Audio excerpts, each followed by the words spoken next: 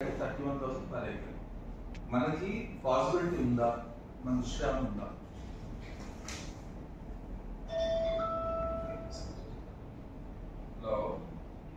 రెండో సైట్ తీసుకున్నాం కదా, వెళ్తారా అక్కడికి? మేము వెళ్ళాలి కదా, అదొక ఆప్షన్ తీసుకున్నాం.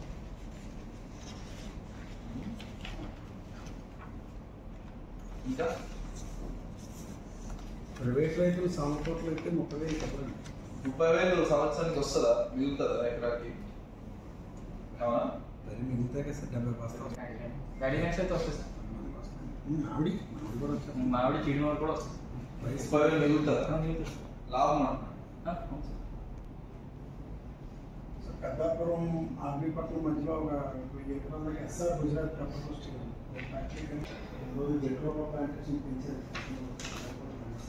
అమరావతి చూస్తున్నారు.